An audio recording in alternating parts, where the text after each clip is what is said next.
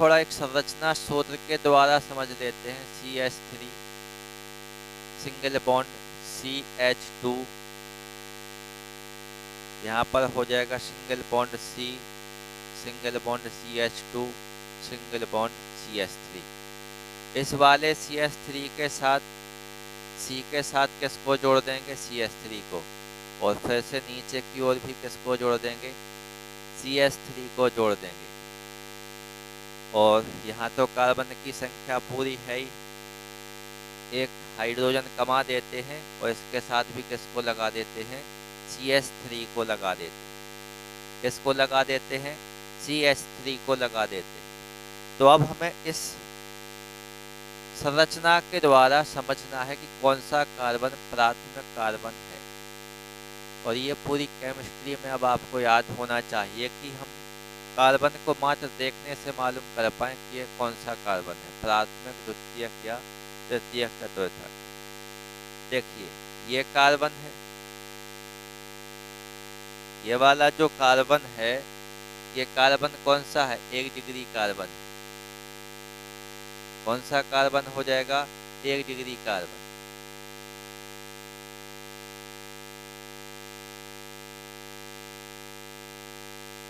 इसको हमने क्या कहा? 1 डिग्री कार्बन। क्यों? क्योंकि ये केवल किससे जुड़ा हुआ है? एक कार्बन से। और इस वाले कार्बन को देखो, ये वाला कार्बन कितने डिग्री कार्बन हो गया? 2 डिग्री कार्बन। कितने डिग्री हो गया? 2 कैसे हो गया? ये वाला कार्बन इससे भी जुड़ा है, इससे भी जुड़ा है, इससे भी जुड़ा है, तो ये कितने डिग्री हो गया?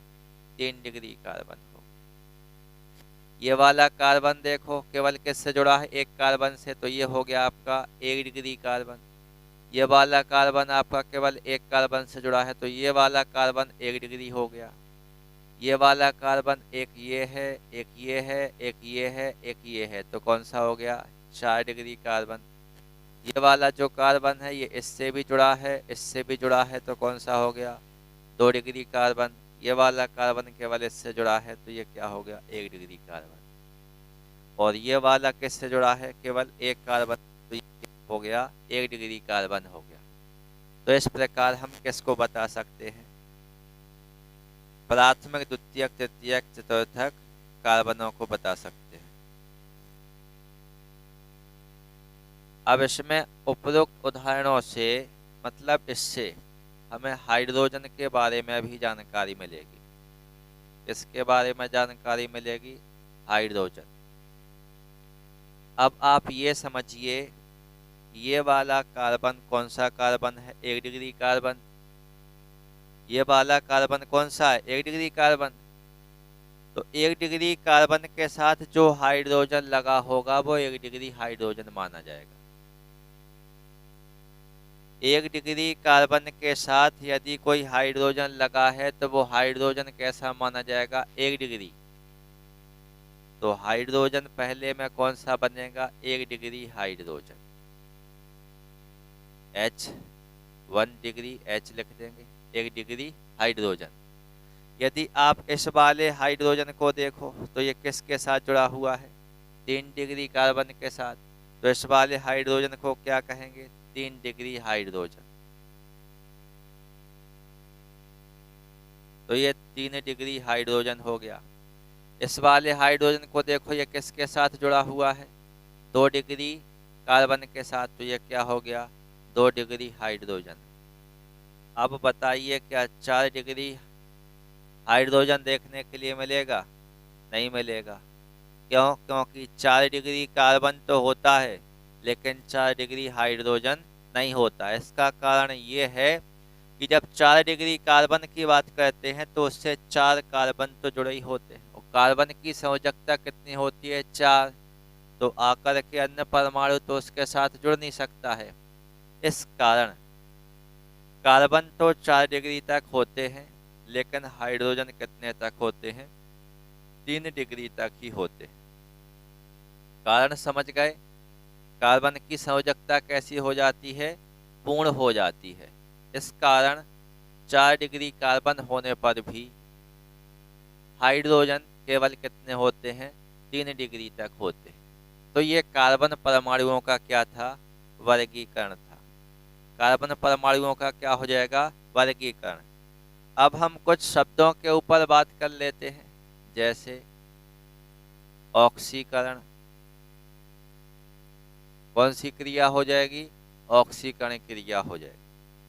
ऑक्सीकरण क्रिया में क्या होगा? ऑक्सीकरण क्रिया का मतलब होता है जब किसी तत्व या यौगिक के साथ, जब किसी तत्व या यौगिक के साथ ऑक्सीजन या नवजात ऑक्सीजन, या तो हम कहें क्या जुड़ रहा हो? ऑक्सीजन, या फिर क्या जुड़ रहा हो? नवजात ऑक्सीजन जुड़ता है, तो इसे हम क्या कहते हैं? ऑक्सीकरण कहते हैं। क्या कहते हैं? ऑक्सीकरण कहते हैं। तो जब जब किसी तत्व या यौगिक के साथ क्या जुड़ता हो? ऑक्सीजन जुड़ता हो, या फिर क्या जुड़ता हो? नवजात ऑक्सीजन जुड़ता हो, और इनकी उपस्थिति में क्रिया संपन्न होती हो। मतलब किसकी उपस्थिति में? ऑक्सीजन या नवजात ऑक्सीजन, इनकी उपस्थिति में क्रिया संपन्न होती हो, तो इसे हम ऑक्सीकरण अभिक्रिया कहते हैं। चाहे माध्यम कोई भी हो। कोई भी हो का मतलब माध्यम कैसा हो सकता है? अम्लीय हो सकता है। माध्यम कैसा हो सकता है? क्षारीय हो सकता है। माध्यम कैसा हो सकता है? उदासीन हो सकता है। भाई यदि ऑक्सीजन जुड़ रहा है या नवजात ऑक्सीजन जुड़ रहा है, या फिर इनकी उपस्थिति में क्रिया हो रही है, जुड़े या ना जुड़े, इनकी उपस्थिति में भी यदि क्रिया हो, तो भी हम उसे क्या कहेंगे? ऑक्सीकरण क्रिया ही कहेंगे। चाहे माध्यम कोई भी हो, अम्लीय हो, क्षारीय हो, या फिर क्या हो? उदासीन। माध्यम डिपेंड नहीं करता है, डिपेंड क्या करता है? ऑक्सीजन और नवजात ऑक्सीजन। चाहे वो रिएक्शन में भाग ले रहा हो, अन्यथा रिएक्शन में भाग नहीं ले रहा हो, तो उस रासायनिक अभिक्रिया के लिए हम किस शब्द का उपयोग करेंगे? ऑक्सीकरण नामक शब्द का उपयोग करेंगे। तो इतनी जानकारी हमें होनी चाहिए किसके बारे में? ऑक्सीकरण के बारे में। इसके लिए हम किसका उपयोग कर सकते हैं? इसके लिए अन्य ऑक्सीकारक का भी उपयोग किया जा सकता है। अन्य ऑक्सीकारक का भी उपयोग किया जा सकता है। अन्य ऑक्सीकारक का मतलब क्या?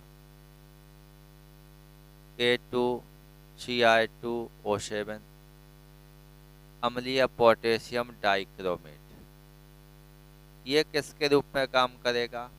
ऑक्सीकारक के रूप में काम करेगा। किसके रूप में काम करेगा? ऑक्सीकारक के रूप में काम करेगा। तो इस अभिक्रिया को फिर हम क्या कहेंगे?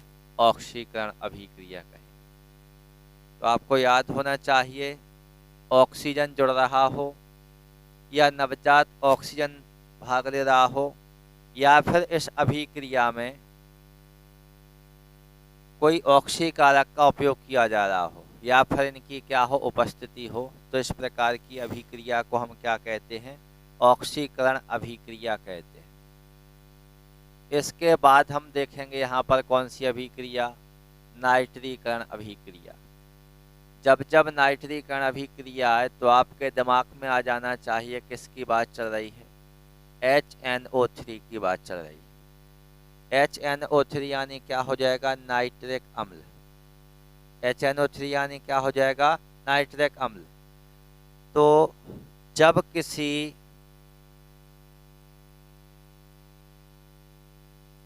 यौगिक के साथ, HNO3 यानी नाइट्रिक अम्ल की क्रिया की जाती है या क्रिया होती है, तो इसे क्या कहते हैं? इसे नाइट्रीकरण कहते हैं। इसे क्या कहा जाता है? नाइट्रीकरण कहा जाता है।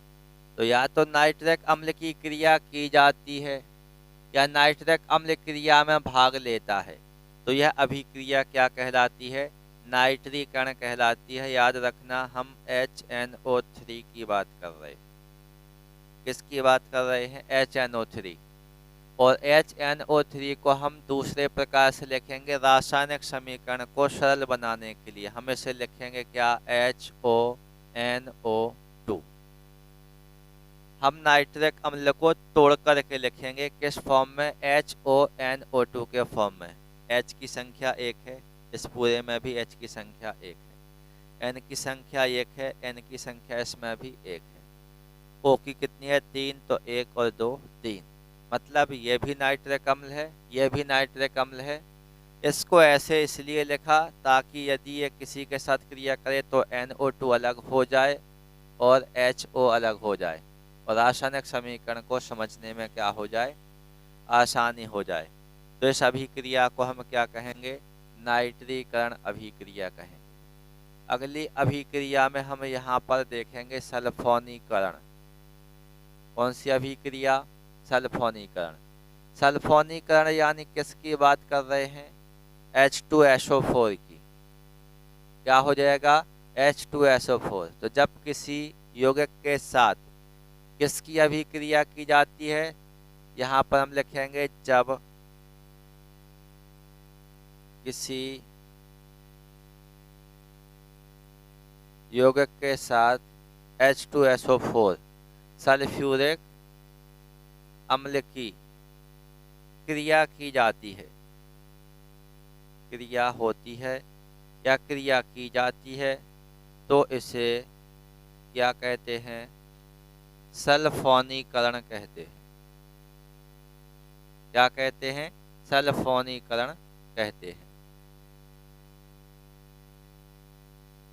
और सल्फोनीकरण में हम क्या लिख रहे, किसको लिख रहे हैं? H2SO4 को। यहाँ पर हम H2SO4 को भी तोड़ करके लिखेंगे। इसे हम लिखेंगे HOHSO3। HOHSO3 ताकि हम रिएक्शन में HSO3 का उपयोग कर सकें और HO का भी अलग से क्या कर सकें? उपयोग, ताकि रासायनिक समीकरण समझने में क्या हो जाए? आसानी हो जाए। तो ये कौन सी क्रिया है? सल्फोनीकरण क्रिया है। तो हमने ऑक्सीकरण देखा, नाइट्रीकरण देखा, सल्फोनीकरण देखा।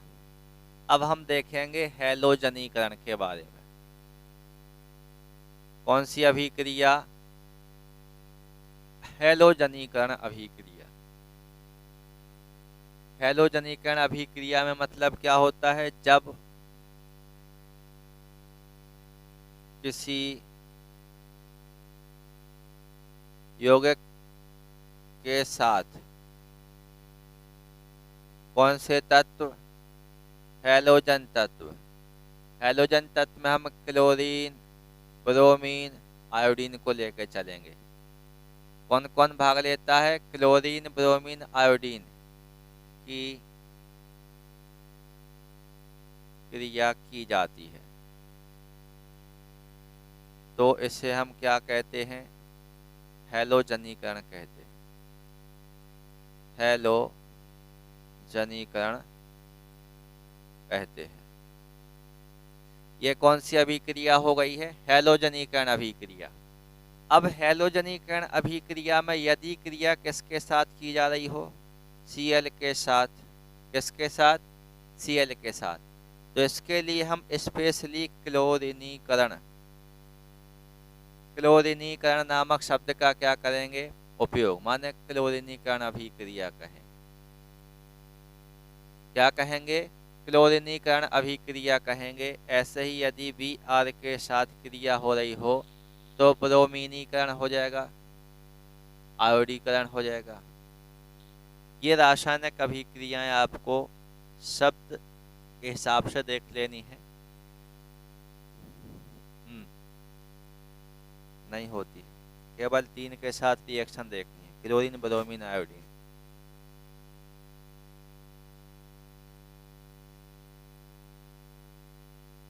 इसके बाद अब हमें देखना है क्या, बेंजीन वाला पोर्शन। बेंजीन, देखिए बेंजीन का अणु सूत्र क्या होता है, C6H6 होता है। बेंजीन का मूलानुपाती सूत्र क्या होता है, CH होता है। और बेंजीन का संरचना सूत्र क्या होता है, ये बना हुआ है। ये बेंजीन का अणु सूत्र है, ये बेंजीन का मूलानुपाती सूत्र है, ये बेंजीन का संरचना सूत्र है। तो रासायनिक सूत्र कितने प्रकार के होते हैं, 3 प्रकार के होते हैं, अणु सूत्र, मूलानुपाती सूत्र और संरचना सूत्र। बेंजीन में कुछ फैक्ट रहेंगे क्योंकि बेंजीन से ही आधी रिएक्शनों को कंप्लीट होना है। तो इसमें हम सबसे पहले एक बेंजीन को समझ लेते हैं। एक वैज्ञानिक रहे हैं कैकुले, और कैकुले नामक वैज्ञानिक के द्वारा क्या किया गया था, बेंजीन की कई प्रकार की संरचनाएं दी गई थी, जिसमें आप देखिए कुछ इस प्रकार से हम संरचना बनाएंगे। और इसमें एकांतर क्रम में double bond, single bond, double bond, single bond, double bond, ये संरचना किसकी बनी हुई है, बेंजीन की। या करके बनाएंगे तो फिर से बेंजीन बनाएंगे, ये संरचना बेंजीन हो गया। अभी हमने यहाँ डबल बॉन्ड लगाया था, अब की बार हम यहाँ डबल बॉन्ड लगाएंगे। Single bond, double bond, single bond, double bond. आप देख पा रहे हैं कि यहाँ डबल बॉन्ड है, सिंगल बॉन्ड है, डबल बॉन्ड है, सिंगल बॉन्ड है। मतलब एकल बंध और द्विबंध का उपयोग एकांतर क्रम में किया जा रहा है। किस क्रम में किया जा रहा है, एकांतर क्रम में किया जा रहा है। या फिर इसी संरचना को ऐसे समझिए, यहाँ पर सी है, यहाँ पर सी है, ये सी है, ये सी हो जाएगा, ये सी और ये आपने इसको मिला दिया। अब प्रत्येक सी के साथ हमें किसको जोड़ देना है, एक एक हाइड्रोजन को जोड़ देना है। प्रत्येक सी के साथ हम किसको जोड़ देंगे, एक एक हाइड्रोजन को। कार्बन की संयोजकता कितनी होती है, 4। तो यहाँ पर हमने क्या किया, डबल बॉन्ड लगाया, तो इस वाले कार्बन की संयोजकता देखी 1 2 3 4 पूरी हो गई। इस वाले की देखेंगे तो 1 2 3 4, इसकी भी संयोजकता पूरी हो जाएगी। अब यदि हम इस वाले कार्बन की संयोजकता की बात करें तो 1 2 3, अभी तो 3 ही हुई है, हमें कितनी चाहिए, 4। अब यदि हम यहाँ डबल बॉन्ड लगा देंगे तो इस वाले कार्बन की संयोजकता 5 हो जाएगी, जो कभी होती नहीं है। इस कारण हम इसको छोड़ करके यहाँ पर डबल बॉन्ड लगाएंगे, और यहाँ पर लगाने से इसकी पूरी हो जाएगी, इसकी पूरी हो जाएगी। इस कारण एकांतर क्रम में क्या किया गया है, सिंगल बॉन्ड और डबल बॉन्ड का क्या किया है, उपयोग किया गया है। किसका उपयोग किया गया है, सिंगल बॉन्ड और डबल बॉन्ड का उपयोग किया गया है। इसके अतिरिक्त वैज्ञानिक कैकुले के द्वारा इन सिंगल बॉन्ड और डबल बॉन्डों को इस प्रकार भी लगाया गया। ये संरचनाएं सभी एक जैसी संरचनाएं हैं। ये किसके द्वारा दी गई थी, वैज्ञानिक कैकुले के द्वारा दी गई थी। इसके बाद फिर से हम संरचना को बनाएंगे। अभी सिंगल बॉन्ड इस प्रकार लगाए हुए थे, अब सिंगल बॉन्ड का क्रम हम ये रख देते हैं। या फिर से बेंजीन बनाएंगे, और अभी क्रम इस दिशा में ले जा रहे थे, अब हम ये क्रम ऐसे कर देते हैं। तो ये भी संरचना किसकी शो हो जाएगी, बेंजीन की। या फिर से बेंजीन को बनाएंगे। अब सिंगल बॉन्ड कैसे लगाएं, दिक्कत वाली बात हो गई। यहाँ ऐसे लगाए, यहाँ ऐसे लगाए, यहाँ ऐसे, और यहाँ कंडीशन ये चल रही है। तो इन सब से निजात पाने के लिए यहाँ पर क्या किया गया, डॉटेड लाइन के रूप में एक रिंग को बना दिया गया। ये बेंजीन रिंग कहलाई। अब इसमें अभी समस्या आ रही थी, तो इसको और आसान करने के लिए फिर वैज्ञानिकों ने इसमें सीधा क्या किया, एक ठोस रिंग को बना दिया, जिसे हम क्या पढ़ेंगे, बेंजीन रिंग पढ़ेंगे। और अब हम किसका उपयोग करेंगे, इसी बेंजीन रिंग का उपयोग करेंगे। तो यहाँ पर आपने देखा, ये जो हम लास्ट में स्ट्रक्चर बनाए हुए हैं, ये है संरचना। इसको हम क्या पढ़ेंगे? Benzene ring. क्या पढ़ेंगे इसको? बेंजीन रिंग पढ़ेंगे। इसको हम क्या पढ़ेंगे? बेंजीन रिंग पढ़ेंगे। और रिंग क्यों बनाई जाती है? कार्बन की संयोजकता को पूरा करने के लिए। ये जो बेंजीन के अंदर रिंग बनाई गई है, ये क्यों बनाई गई है? कार्बन की संयोजकता को पूरा करने के लिए यहाँ पर रिंग को क्या किया गया है? बनाया गया है। याद रहे, योगात्मक अभिक्रियाओं को छोड़ करके, जिन अभिक्रियाओं को हम क्या कहते हैं? योगात्मक अभिक्रिया कहते हैं। योगात्मक अभिक्रियाओं को छोड़ करके यदि आपने किसी बेंजीन के अंदर रिंग नहीं बनाई है और रिएक्शन लिखी है, तो रिएक्शन कैसी होगी? गलत। क्योंकि कार्बन की संयोजकता कैसी नहीं होगी? कार्बन की संयोजकता पूरी नहीं होगी। तो यहाँ पर हमें किसको बनाना है? बेंजीन रिंग को बनाना है।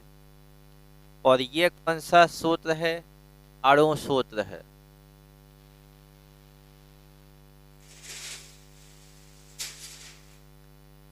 ये कौन सा सूत्र हो जाएगा? मूलानुपाती सूत्र हो जाएगा। ये मूलानुपाती सूत्र है, ये अणु सूत्र है। और ये जो हमने बेंजीन रिंग बनाई हुई है, ये क्या हो जाएगा? इसका संरचना सूत्र हो जाएगा। इसके अलावा यदि आप देखें तो बेंजीन रिंग में योगात्मक अभिक्रियाओं को छोड़ करके प्रत्येक बेंजीन के साथ हमें रिंग बनानी है। और दूसरा ये कि यदि हम बेंजीन रिंग के साथ किसी तत्व या किसी यौगिक को जोड़ते हैं, तो योगात्मक अभिक्रियाओं को छोड़ करके जितने तत्व या यौगिक इसमें लगाए जाएंगे, उतने ही इस बेंजीन रिंग से हाइड्रोजनों का विस्थापन होगा, या उतने ही इसमें से क्या निकलेंगे? हाइड्रोजन बाहर की ओर निकलेंगे। इसके अलावा यदि हम इसमें देखें तो ये बेंजीन रिंग है। इस वाले स्थान को ऑर्थो क्या कहेंगे? ऑर्थो। ये ऑर्थो बेंजीन हो गया। अब क्या हो गया? Ortho benzene. इस वाले स्थान को ऑर्थो कहते हैं। यदि हम फिर से बेंजीन रिंग बनाएं तो इस वाले स्थान को क्या कहते हैं? मेटा कहते हैं। तो ये क्या हो गया? मेटा बेंजीन हो गया। और यदि नीचे पहुंच जाएं तो यदि इसके नीचे हम कुछ लगाएंगे तो नीचे वाले स्थान को हम क्या कहते हैं? पैरा। तो ये क्या हो गया? पैरा बेंजीन हो गया। ये क्या हो गया? पैरा बेंजीन हो गया। अब आपको याद होना चाहिए, ये ऑर्थो वाला स्थान है, इसको भी ऑर्थो वाला स्थान कहते हैं। ये मेटा वाला स्थान है, इसको भी मेटा वाला स्थान कहते हैं। लेकिन पैरा वाला स्थान केवल एक ही होता है। तो आपको ये तीन स्थान तो याद होने ही चाहिए, ऑर्थो, मेटा और पैरा। ये क्रमशः आपके क्या हो जाएंगे? ऑर्थो बेंजीन, मेटा बेंजीन और पैरा बेंजीन।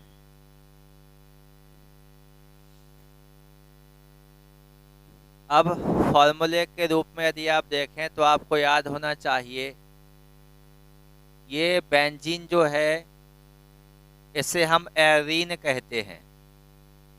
बेंजीन को हम क्या कहते हैं? एरीन। बेंजीन का एक और नाम क्या हो जाएगा? एरीन हो जाएगा। और एरीन के लिए हमें किस शब्द का उपयोग करना है? AR का उपयोग करना है। ये आर्गन नहीं है, ये आर्गन नहीं है। ये किसके लिए उपयोग किया गया है? एरीन के लिए उपयोग किया गया है। किसके लिए उपयोग किया गया है? एरीन के लिए उपयोग किया गया है। अब इतना आपको याद रखना है। इसके बाद अब हम क्या पढ़ेंगे? फॉर्मूले। अब इसके बाद हम क्या पढ़ेंगे? फॉर्मूले पढ़ेंगे। तो इसमें हमें किसका उपयोग करना है? संरचना सूत्र का उपयोग करना है। तो बेंजीन से संबंधित फॉर्मूले देखिए, हमने क्या बनाया? बेंजीन रिंग बनाई। बेंजीन रिंग के ऊपर क्या लगा दिया? Cl। क्या लगा दिया? Cl। Cl को हम क्या कहते हैं? क्लोरो। क्या कहते हैं? क्लोरो। किसके साथ लगाया है? बेंजीन के साथ लगाया है, तो इसका नाम क्या हो गया? क्लोरोबेंजीन। नाम क्या हो गया? क्लोरोबेंजीन। अब ये संरचना सूत्र है। कौन सा सूत्र हो जाएगा? संरचना सूत्र। इसका क्लोरोबेंजीन का एक और फॉर्मूला बनेगा। हमने कहा बेंजीन का फॉर्मूला क्या होता है? C6H6, और इसमें एक क्या लगा दिया गया है? Cl। एक Cl लगाएंगे तो यहाँ से एक H कम होगा। H कितने बचेंगे? 5। क्यों? उस Cl के द्वारा उस H का क्या कर दिया जाएगा? विस्थापन कर दिया जाएगा, तो H की संख्या कम हो जाएगी। तो H कितने बचेंगे? 5। और लग क्या गया है इसके साथ? Cl। तो फॉर्मूला क्या बनेगा? C6H5Cl। इसका नाम क्या है? क्लोरोबेंजीन। नाम क्या हो जाएगा? क्लोरोबेंजीन। याद रखना C6H5 जो लिखा हुआ है, C6H5 को क्या कहते हैं? फेनल कहते हैं। C6H5 को क्या कहते हैं? फेनल। तो इसके अकॉर्डिंग भी नाम बनेगा। अभी आपको ये याद होना चाहिए कि C6H5 किसको शो करेगा? फेनल को शो करेगा। और ये संरचना अपनी किसकी बनी है? क्लोरोबेंजीन की। ये अणुसूत्र किसका लिखा हुआ है? क्लोरोबेंजीन का। इसके बाद बेंजीन रिंग फिर से बनाएंगे। बेंजीन रिंग के ऊपर किसको लगाएंगे? Br को। Br को हम क्या कहते हैं? ब्रोमो। किसके साथ लगाया गया है? बेंजीन के साथ लगाया गया है। तो नाम क्या हो जाएगा इसका? ब्रोमोबेंजीन। या फिर इसका हम अणुसूत्र लिखेंगे तो C6H5 क्या बनेगा? Br बनेगा। ऐसे ही इसका एक और दोस्त बचा हुआ है अभी, I। तो इसके ऊपर क्या लगा देंगे? I को क्या कहते हैं? आयोडो। तो ये क्या हो गया इसका नाम? आयोडोबेंजीन। और या करके फॉर्मूला क्या लिखेंगे? C6H5I। क्या लिखेंगे? C6H5I। ये क्या हो जाएगा? आयोडोबेंजीन हो जाएगा। इसके अलावा यदि हम फॉर्मूले देखें तो हमें क्या करना है? बेंजीन रिंग बनानी है। बेंजीन रिंग के ऊपर क्या लगा देना है? CH3 लगा देना है। क्या लगा देना है? CH3। CH3 को क्या कहते हैं? मैथिल। किसके साथ लगाया गया है? बेंजीन के साथ। तो क्या हो गया? मैथिल बेंजीन। या फिर इसी को हम क्या कहेंगे? टॉलुइन कहेंगे। क्या कहेंगे? टॉलुइन कहेंगे। इसका फॉर्मूला क्या बनेगा? C6H5CH3। सूत्र क्या बनेगा? C6H5CH3 मैथिल बेंजीन, या क्या हो जाएगा? टॉलुइन।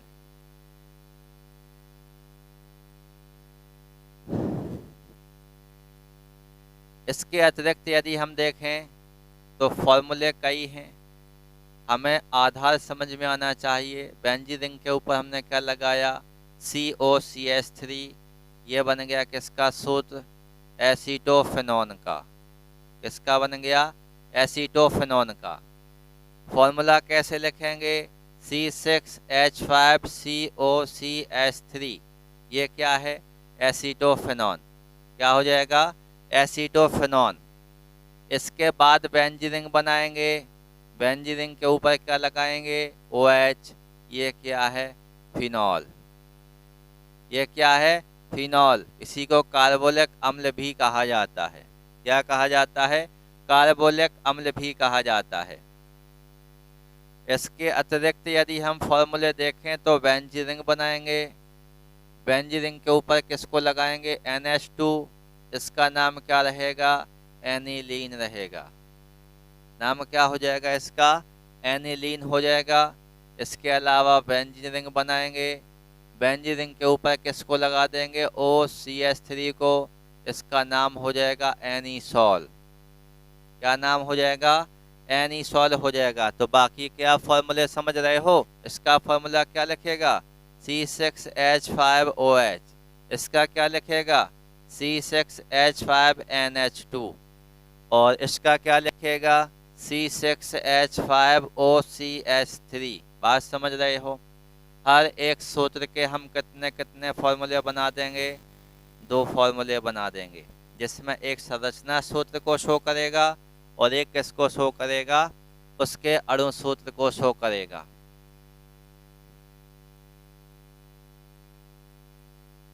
अब देखिए, यदि हम क्या करें, इस बेंजीन रिंग के ऊपर किसको लगा दें, NO2 को लगा दें।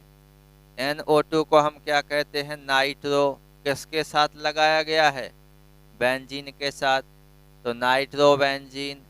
या करके क्या लिखेंगे, C6H5NO2। ये किसका हो गया, नाइट्रो बेंजीन का हो गया। किसका हो गया, नाइट्रो बेंजीन का हो गया। इसके अतिरिक्त यदि हम देखेंगे तो बेंजीन के ऊपर क्या लगा देंगे, CHO। क्या लगा देंगे, CHO। ये हो गया बेंजल्डिहाइड। किसका हो गया, बेंजल्डिहाइड का हो गया। क्या बनेगा, C6H5CHO। क्या बनेगा, C6H5CHO। यदि हम C6H5 single bond C single bond H double bond O लिख दें तो कोई दिक्कत है। ये क्या है, ये देखो, ये CHO है। ये कितना लिखा हुआ है, CHO। डबल बॉन्ड O देख के आप कीटोन मत समझ जाना। ये आपको लग रहा है C डबल बॉन्ड O है यानी कीटोन है, ये CHO है यानी एल्डिहाइड ग्रुप है। बात समझ गए। इसके अतिरिक्त यदि हम देखें तो फॉर्मूले देखिए कई हैं, फॉर्मूले कई हैं जो आपको लिखाए गए हैं। हमने अभी आपको बताया था क्या, C6H5 को क्या कहते हैं, फेनिल। और यदि हम सिंगल बॉन्ड लगा के C6H5 फिर से लिख दें तो इसका नाम क्या हो गया, डाइफेनिल हो गया। अब हमें इसकी संरचना को बनाना है तो ये एक बेंजीन रिंग हो गई और इसके साथ हमने किसको जोड़ दिया, दूसरी बेंजीन रिंग को जोड़ दिया, तो ये संरचना किसकी बन गई, डाइफेनिल की बन गई। किसकी हो जाएगी, डाइफेनिल की हो जाएगी। तो आपको ये फॉर्मूले सीखने कैसे हैं, बेंजीन रिंग के ऊपर CH3 यानी मैथिल बेंजीन, दूसरा नाम यदि आपका लिखा है तो आप वो भी सीख सकते हैं। इसके अलावा कुछ और फॉर्मूले होते हैं, बेंजीनोइड इसके अंतर्गत ही आते हैं। जैसे बंद संरचना में यदि हम देखें तो CH2 single bond CH2 single bond CH2 single bond, बंद संरचना है ये। और इस बंद संरचना के लिए हम क्या करते हैं, साइक्लो नामक शब्द का उपयोग करते हैं। किसका उपयोग करते हैं, साइक्लो नामक शब्द का उपयोग करते हैं। और कार्बन की संख्या कितनी है, 3। और सब जगह सिंगल बॉन्ड आ रहे हैं, इसके लिए क्या लगाएंगे, N। तो क्या बन जाएगा, साइक्लोप्रोपेन।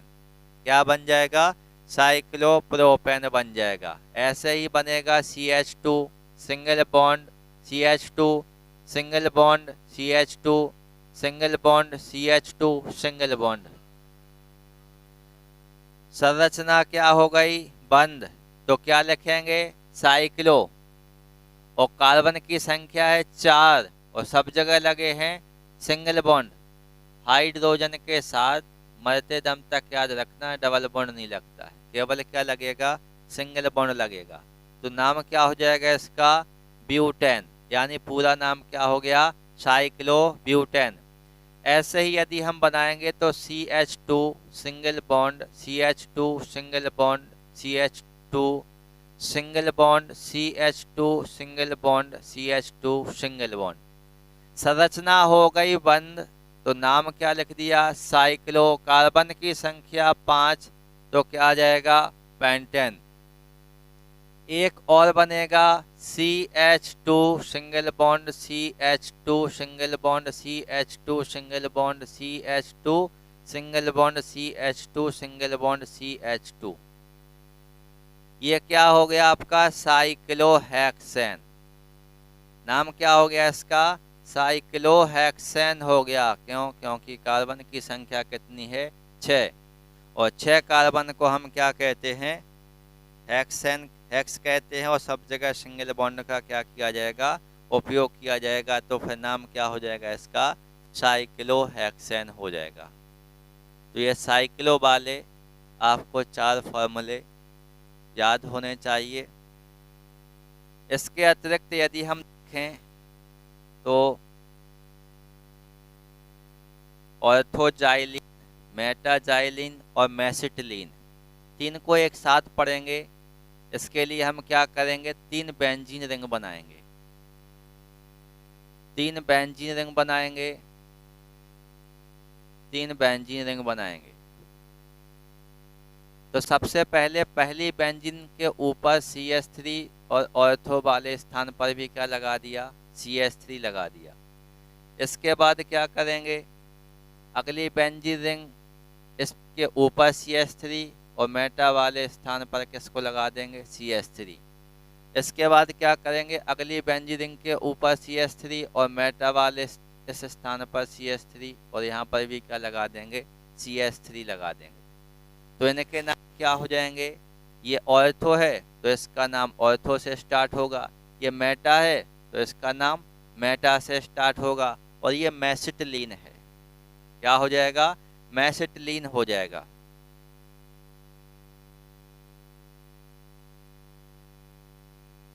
मेसिटिलीन, या छोटी सी कर दो मेसिटिलीन, क्या हो जाएगा? मेसिटिलीन। ये है ऑर्थोजाइलिन और ये है मेटाजाइलिन।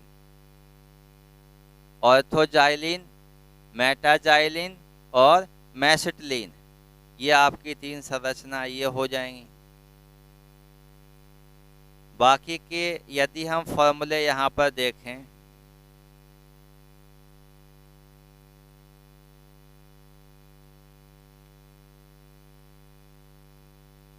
तो इसमें हमें देखना है थायोफिन का। CH single bond CH, double bond CH, double bond CH, अब सिंगल बॉन्ड। अब देखना, यदि हमने इनके साथ यहाँ पर किसको लगा दिया? S को, S, तो ये किसका फॉर्मूला हो गया? थायोफिन का। किसका हो गया? थायोफिन या थायोफिन हो गया। कार्बन की संख्या को काउंट कर लें, 1 2 3 4, 1 2 3 4। हाइड्रोजन क्यों गिन रहे?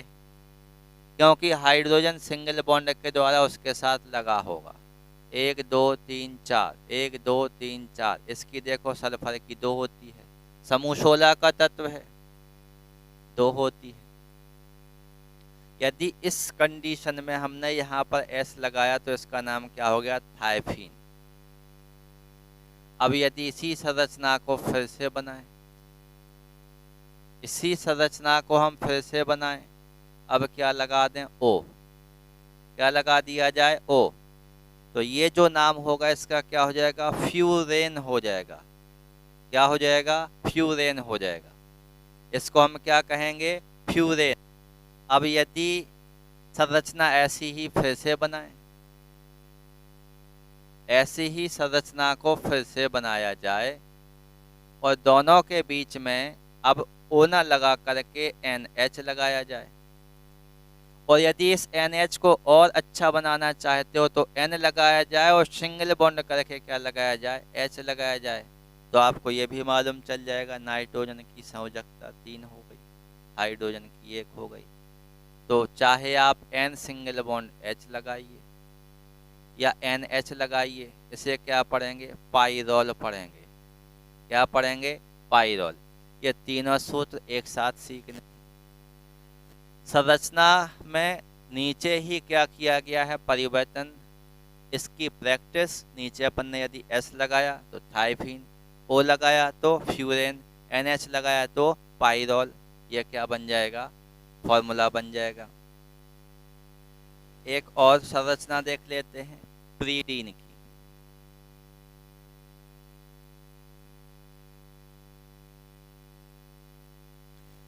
एक और संरचना देख लेते हैं प्रीडीन की। प्रीडीन के लिए हमें क्या करना है? CH double bond CH single bond CH double bond CH single bond CH।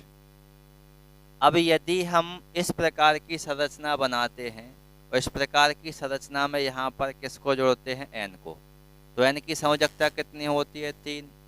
Double bond यहाँ लगाएंगे, सिंगल बॉन्ड यहाँ लगाएंगे। डबल बॉन्ड यहाँ इसलिए लगाया क्योंकि यहाँ सिंगल बॉन्ड था, और यहाँ सिंगल बॉन्ड इसलिए लगाया क्योंकि यहाँ पर डबल बॉन्ड था। तो कार्बन की संयोजकता कितनी हो गई, 4। 1 2 3 4। इसकी देखेंगे तो 1 2 3 4। ये इस प्रकार हमारी संरचना बनेगी। इसको हम क्या कहेंगे, प्रीडीन कहेंगे। क्या कहेंगे, प्रीडीन। अब यदि आपको लगता है कि आपको किसी भी प्रकार के अणु सूत्र लिखने हैं, तो आप किसी भी प्रकार के संरचना सूत्र का अणु सूत्र लिख सकते हैं, किसी भी प्रकार के, चाहे हम सबका बताएं या ना बताएं। काउंट कीजिए, उसमें कार्बन की संख्या कितनी है, इसमें कार्बन की संख्या कितनी है, 5 है। काउंट कीजिए, उसमें हाइड्रोजन की संख्या कितनी है, हाइड्रोजन की संख्या कितनी है, 5 है। नाइट्रोजन की संख्या कितनी है, N है। ऐसे आप किसी भी संरचना सूत्र को किस में लिख सकते हैं, अणु सूत्र के रूप में लिख सकते हैं। किसके रूप में लिख सकते हैं, अणु सूत्र के रूप में लिख सकते हैं, हर एक सूत्र का। ये तो हम संरचना सूत्र बता रहे हैं, हर एक संरचना सूत्र का क्या रहेगा, अणु सूत्र रहेगा। तो आपको ये फॉर्मूले लर्न कर लेने हैं, इनकी प्रैक्टिस रहेगी।